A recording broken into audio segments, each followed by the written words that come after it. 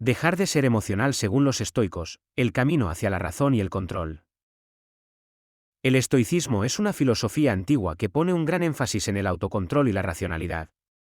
Para los estoicos, dejar de ser emocional no significa volverse insensible o deshumanizado, sino aprender a manejar las emociones de manera que no dominen nuestras decisiones y acciones. Según esta filosofía, las emociones pueden nublar la razón y hacernos reaccionar de formas que nos perjudican a largo plazo. Por lo tanto, el estoicismo promueve la idea de actuar de acuerdo con la razón, no bajo el impulso emocional. Las emociones, ¿qué son y por qué pueden ser problemáticas? Las emociones, como el miedo, la ira, la tristeza o la euforia, son respuestas naturales que todos experimentamos. No son inherentemente malas, pero pueden convertirse en obstáculos cuando nos dejamos llevar por ellas sin control. Para los estoicos, las emociones son juicios o interpretaciones equivocadas sobre la realidad.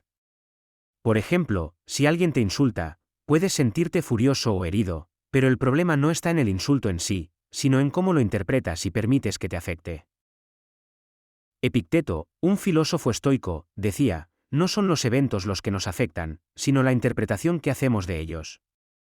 Esto significa que, en lugar de dejarnos llevar por la emoción inicial que un evento pueda provocar, debemos reflexionar sobre su verdadero impacto en nuestras vidas. Las emociones no deben ser nuestras guías, sino indicadores que requieren una evaluación racional. El control emocional según los estoicos. Para los estoicos, el objetivo no es eliminar completamente las emociones, sino controlarlas y reducir su influencia en nuestra toma de decisiones. El estoicismo enseña que solo debemos preocuparnos por lo que está bajo nuestro control, nuestras acciones, pensamientos y decisiones. Las emociones surgen cuando intentamos controlar lo que está fuera de nuestro alcance, como el comportamiento de los demás o los eventos externos. Marco Aurelio, uno de los más grandes emperadores y filósofos estoicos, decía en sus meditaciones, si te molesta algo externo, no es por ello que te molesta, sino por el juicio que haces de ello. Y esto está en tu poder cambiarlo. Este pensamiento subraya la importancia de no reaccionar impulsivamente, sino de detenerse a evaluar la situación desde una perspectiva racional. La ira en situaciones conflictivas. La ira es una de las emociones que más comúnmente causa problemas. En una discusión, muchas veces reaccionamos de manera airada cuando sentimos que se nos ha ofendido o que nuestras ideas no han sido respetadas. Sin embargo, según los estoicos, la ira es una emoción que nos ciega y nos lleva a actuar de maneras que lamentamos después.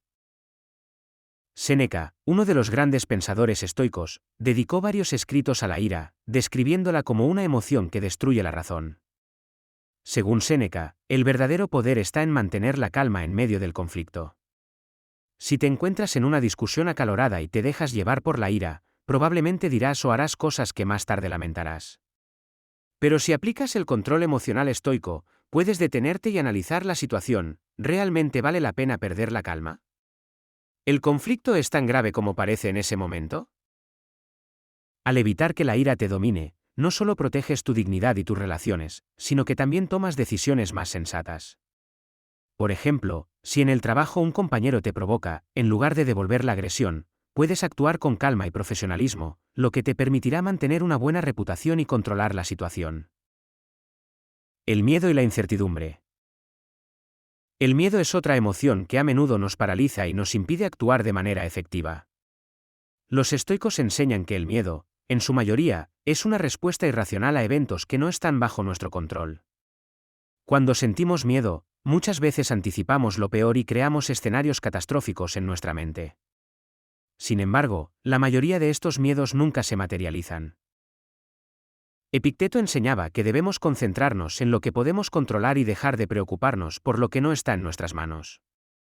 Un ejemplo claro de esto es cuando estamos enfrentando un cambio importante en la vida, como cambiar de trabajo o mudarse a una nueva ciudad.